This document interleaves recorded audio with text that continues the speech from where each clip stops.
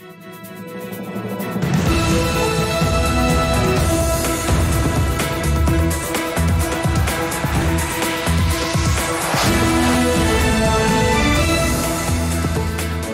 good evening. This is TV7 Israel News broadcast to you from Jerusalem, and in today's top stories. The IDF month-long Chariots of Fire exercise, in which it drilled multiple scenarios of a multi-sector all-out conflict, concluded with Israel's top military brass voicing their preparedness for war. IAEA Director General Rafael Mariano Grossi confirms that Iran is very close to obtaining enough fissile material for 1 or 2 nuclear bombs. Iranian Supreme Leader Ayatollah Ali Khamenei claims the capture of 2 Greek oil tankers was a legitimate action.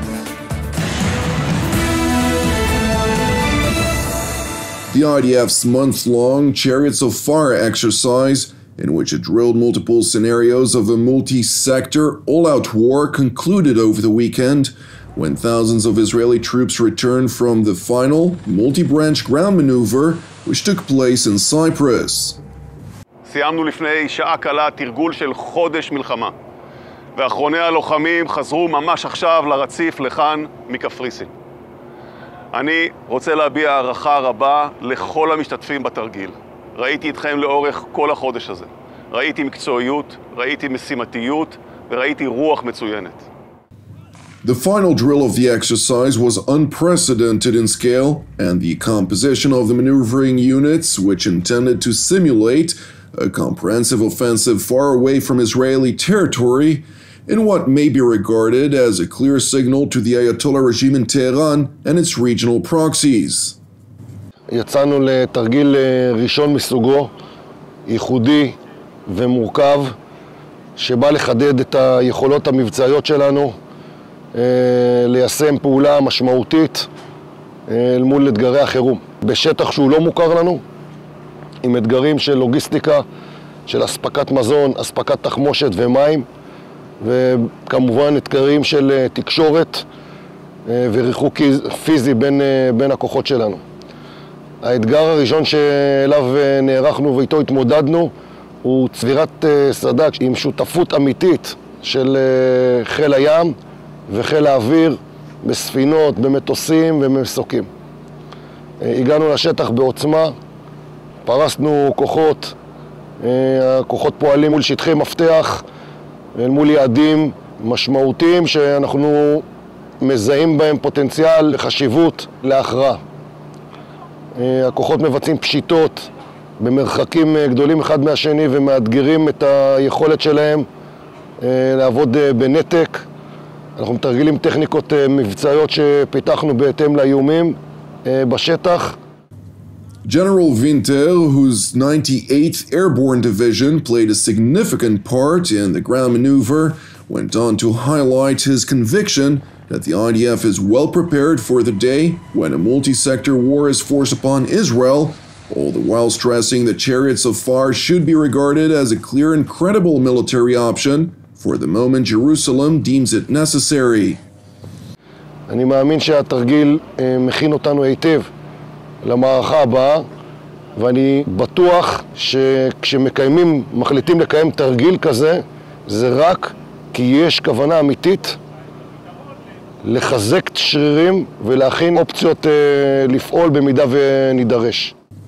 It is important to know that the ground maneuver in Cyprus occurred in close cooperation with the Israeli Navy and Air Force, which provided crucial support to the troops.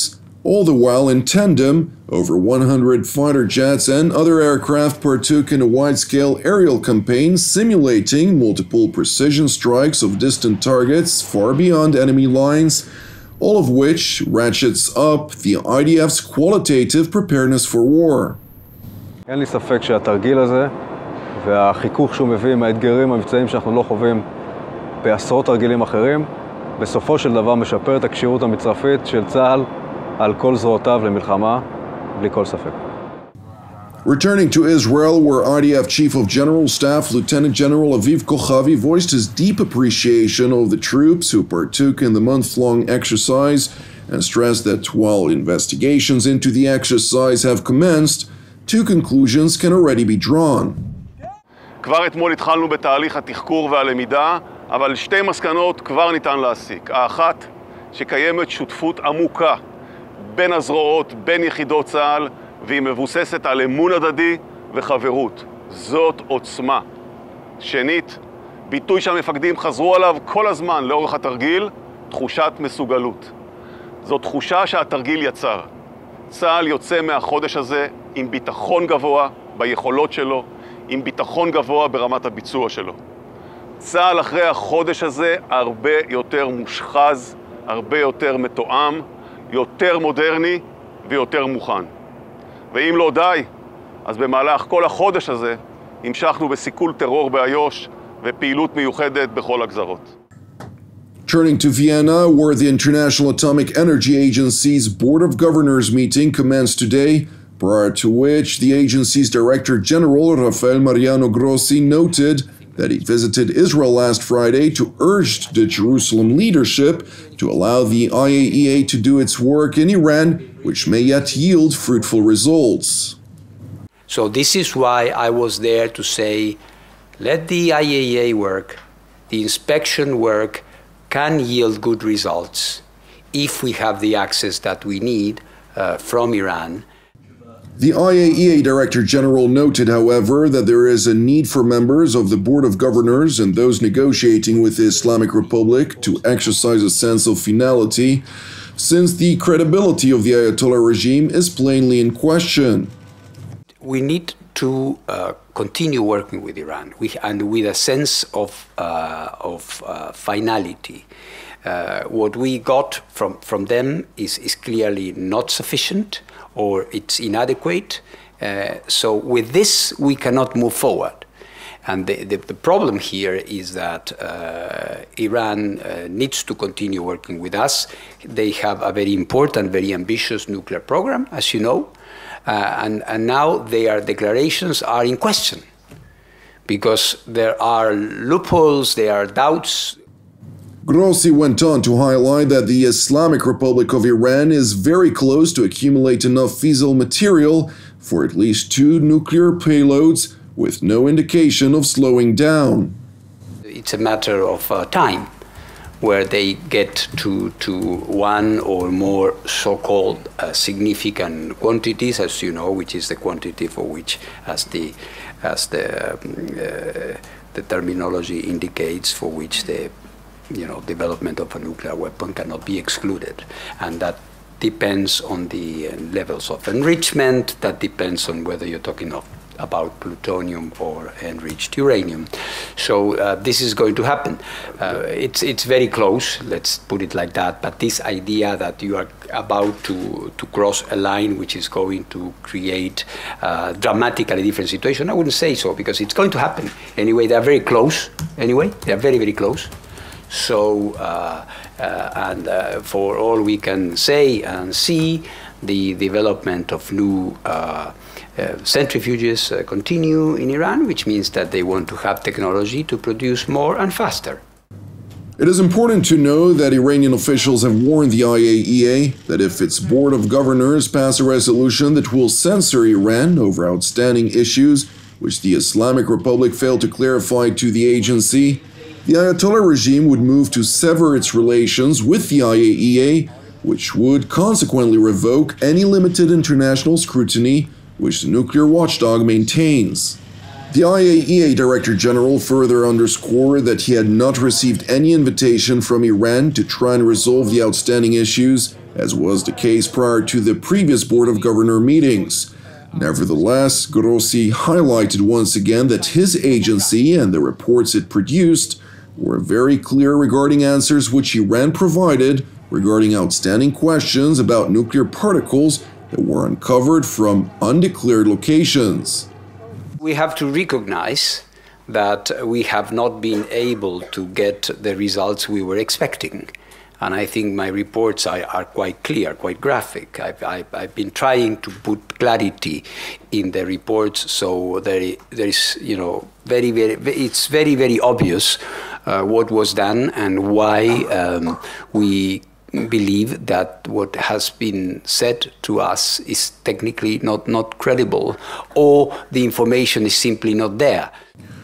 In other yet related news, the Islamic Republic's supreme leader Ayatollah Ali Khamenei blamed public protests in his country on foreign enemies seeking to overthrow his regime.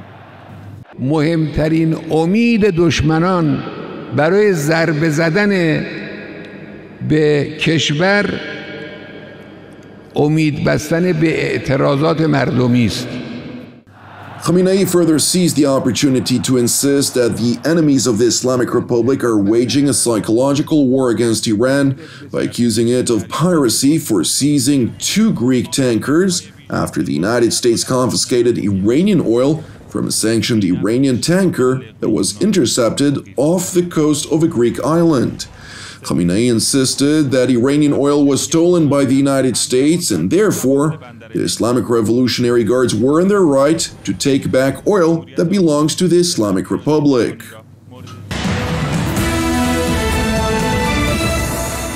Thank you for watching TV7 Israel News. First, I'd like to take this opportunity to send my personal greetings to all of you who are watching from Sweden and to congratulate you on Sweden's National Independence Day. Separately, I'd like also to take this opportunity by highlighting TV7 Israel is a donation-based ministry. Therefore, if you're blessed by our productions, please consider making a financial contribution that in turn will enable us to sustain our ongoing operations. And as ever, I would like to also encourage you to pray for our persecuted brothers and sisters worldwide, in addition to unceasing prayers for the peace of Jerusalem and the salvation of Israel.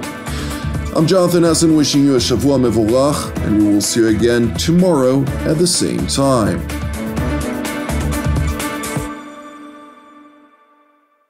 Alfa